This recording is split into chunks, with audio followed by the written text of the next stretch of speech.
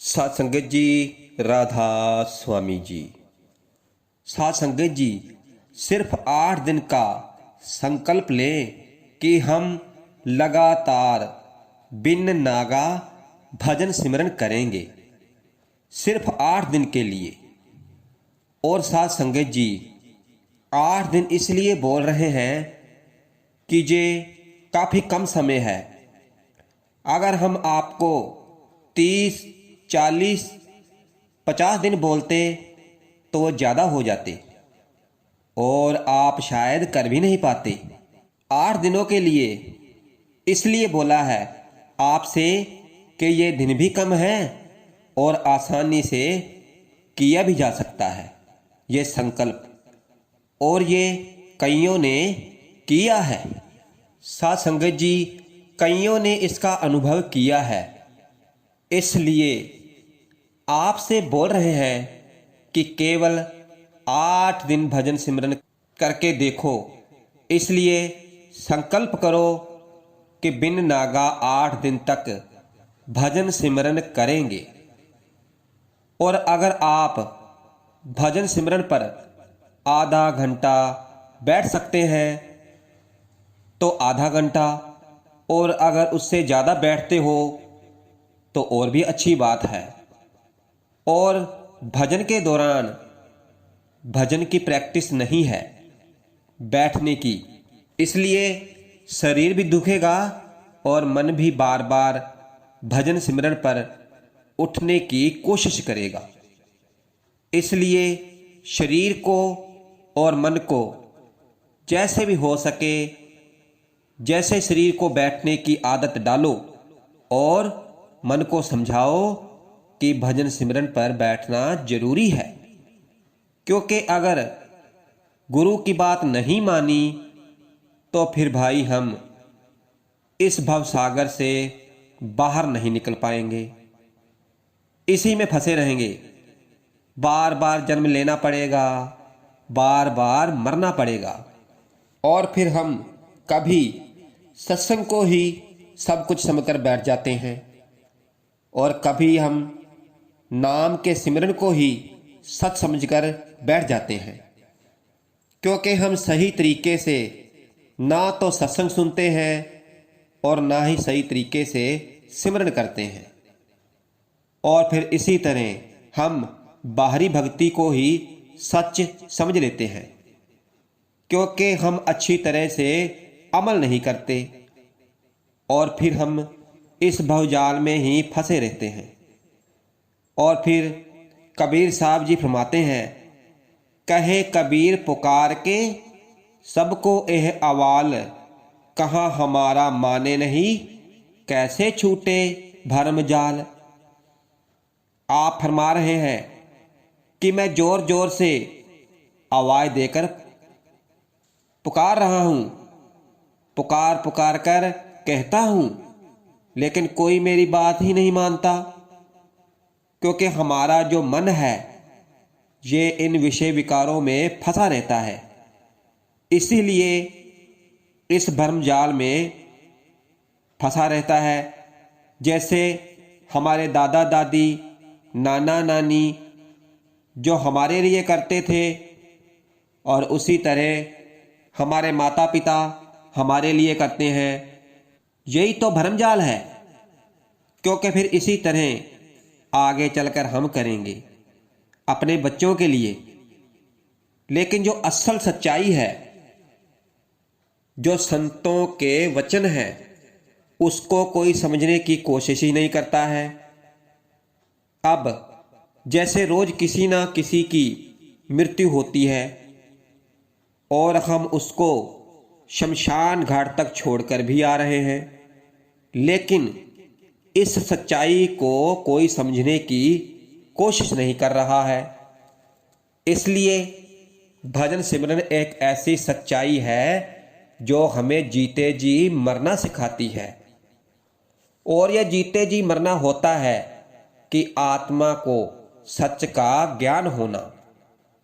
और फिर यहाँ पर पहली पातशाही श्री गुरु नानक देव जी फरमाते हैं, सतगुर ते पाइये विचारा सुन समाद, सच्चे घर बाग, नानक निर्मल नाद, शब्द धुन सच रामे नाम समाएदा। आप फरमा रहे हैं कि थोड़ा सा विचार तो करके देखो कि हमारे सतगुरु हमें क्या समझा रहे हैं। क्योंकि जो हमारे सतगुरु नामदान की बख्शिश देते हैं वो है क्या, वो क्या ताकत है। क्योंकि जब शब्द नाम के साथ हमारी आत्मा जुड़ जाती है तो फिर हमारे अंदर सुन समाद, सच्चे घर बारा, हमारे अंदर सुन समाधि जो सच्ची समाधि है वो लग जाती है। और घर बारा, क्योंकि यही हमारा सच्चा घर है और यही हमारा सब कुछ है। नानक निर्मल नाद शब्द धुन, ये जो नाद है, शब्द धुन है, जो हमारे अंदर 24 घंटों चल रही है। सच घर बारा, जो इसके अंदर हो रहा है वो सच रामे नाम समाईदा, वो सब कुछ नाम के अंदर समाया हुआ है, राम के अंदर समाया है, नाम के अंदर समाया हुआ है। इसलिए जो समझाया जा रहा है उसको समझने की कोशिश करो। हम 8 दिन बिन नागा भजन सिमरन करेंगे और ये हमारा शरीर राजी नहीं होगा सिमरन करने के लिए, क्योंकि आदत नहीं है ना सिमरन पर बैठने की। और हमारा मन हमें भजन सिमरन पर बैठने नहीं देता है। जब हम बैठने की कोशिश करते हैं तो ये कहता है बाद में कर लेंगे, शाम को कर लेंगे, सुबह कर लेंगे। तो ये कोई ना कोई बहाना बनाता है, कोई ना कोई कहानी हमारे सामने लाकर रख देता है। और जब सुबह उठने की कोशिश करते हैं तो फिर ये मन कहता है थोड़ी देर बाद उठ जाएंगे, रात को देर से सोए थे और फिर हम फिर सो जाते हैं। तो भाई ऐसे नहीं होगा, हमें एक संकल्प लेना पड़ेगा, पक्का इरादा बनाना पड़ेगा कि हम 8 दिन तक लगातार बिन नागा भजन सिमरन करेंगे।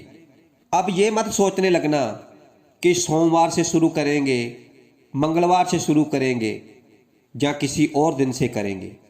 इसलिए अभी सुना तो अभी से बैठ जाओ या शाम को बैठ जाओ, मगर टालो मत, क्योंकि हम टालते रहते हैं। आज नहीं कल करेंगे, कल नहीं परसों करेंगे, और इसी तरह टालते रहते हैं। और फिर हमें भजन सिमरन का पता ही नहीं चलता कि भजन सिमरन है क्या। तो भाई ये भजन सिमरन ही सब कुछ है। क्योंकि जो भजन सिमरन है सुन समाधि, उसमें उतरना, हमारे अंदर जो सुन समाधि लगी हुई है उसमें उतरना। जैसे हम बाहर समाधि लगाकर बैठ गए, चौकड़ी मारी और बैठ गए, और एक समाधि हमारे अंदर है, अंतर में है, और वो समाधि हमें लगानी है, वो भजन की समाधि है। और ये समाधि कैसे लगेगी?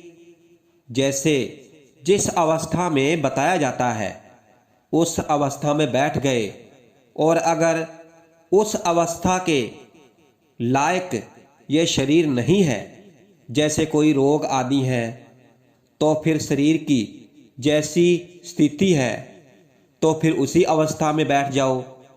अब ये जो अंदर की समाधि है, इस समाधि में कुछ सोचा विचारा नहीं जाता है। जैसे किसी के बीवी बच्चे हैं, वो सोचता है मेरे 2 बच्चे हैं, बीवी है। अगर आपके मन में कोई ख्याल आ रहा है तो फिर उसे छोड़ देना चाहिए, उसका पीछा नहीं करना चाहिए, ख्याल को छोड़ देना चाहिए। अगर मान लो हमारे को कोई रोग भी लगा हुआ है, जैसे हम बुजुर्गों की बात करते हैं, मगर अब तो जवानों को भी रोग लग रहे हैं। और जैसे घर में कोई परेशानी है, बच्चे कहना नहीं मानते। कोई भी परेशानी है तो उनको भुलाकर बैठो। जैसे हमारा किसी बड़े बुजुर्ग की मृत्यु हो जाती है और फिर हम उसकी अस्थियां जब विसर्जन करते हैं और कहते हैं कि अब से हमारा तुम्हारा कोई रिश्ता नहीं, बस इसी तरह समाधि लगाओ और कोई भी संबंध ना रखो इस शरीर के साथ। किसी के बारे में भी मत सोचो जब समाधि लगाओ। इसीलिए कहा है कि 8 दिन का अभ्यास करो। सिर्फ 8 दिन का संकल्प ले लो, 20-25 दिन नहीं, और तुम कर भी नहीं पाओगे। इसीलिए यह सरल और आसान तरीका है और केवल यही करो।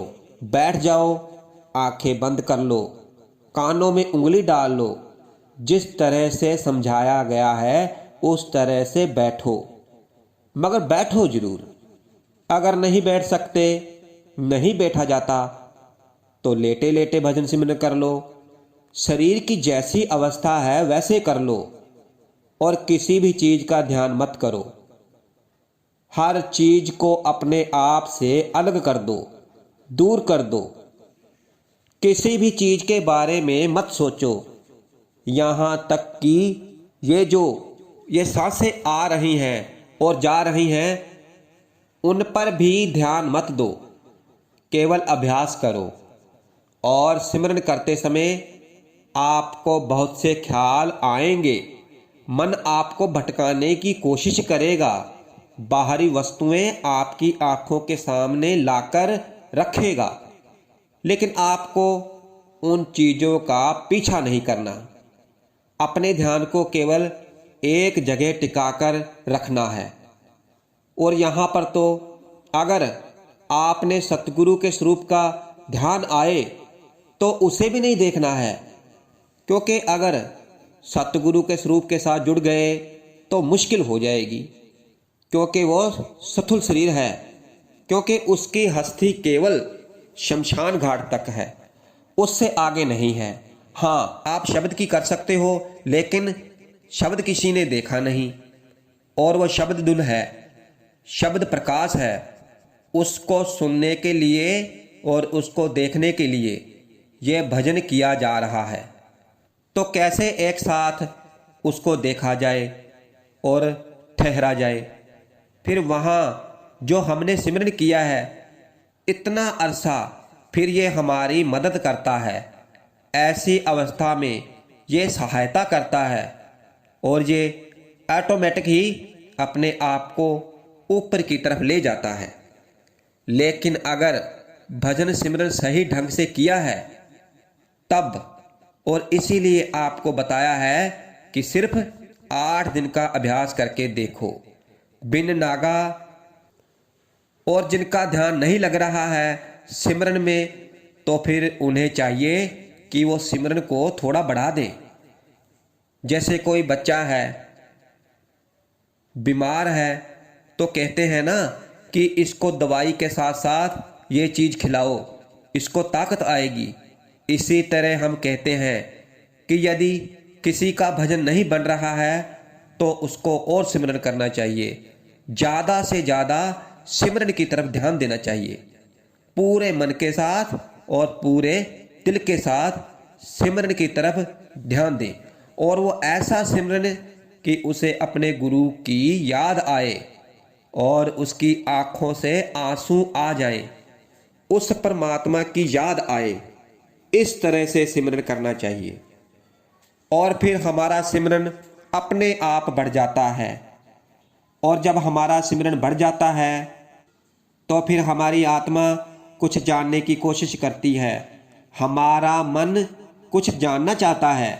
धुन बाजे अनहद घोरा, मन मान्या हर रस मोरा। पहली पातशाही फरमाते हैं धुन बाजे, और ये जो आत्मा है ये परमात्मा का अंश है, वो फिर धुन के बारे में जानना चाहती है। धुन बाजे अनहद घोरा, फिर आत्मा उस अंधकार में प्रकाश को ढूंढने के लिए निकल पड़ती है। मन मान्या हर रस मोरा। और फिर धीरे धीरे हमारे अंतर में ही कोई किरण फूट पड़ती है और फिर बहुत से लोगों को कोई आवाज़ सुनाई देती है। क्योंकि भाई जैसा जिसका कर्म है और जैसे जिसका सिमरन है, भजन है, वैसे ही तो फिर चाहे किसी को पहले शब्द धुन भी सुनाई दे सकती है और किसी को शब्द का प्रकाश भी दिखाई दे सकता है, और या फिर उसे कोई किरण दिखाई देगी, या फिर किसी तरह की धुन सुनाई दे सकती है। इसलिए आप ध्यान रखना, भयभीत होने की जरूरत नहीं है, या ज़्यादा प्रसन्न होने की जरूरत नहीं है कि कुछ दिख गया और पीछा करने लग जाओ। इसलिए भाई पीछा तो करना ही नहीं है, क्योंकि अगर आवाज़ आ रही है तो बैठे रहो, बस ये सुनने की कोशिश करो कि ये आवाज़ है कैसी।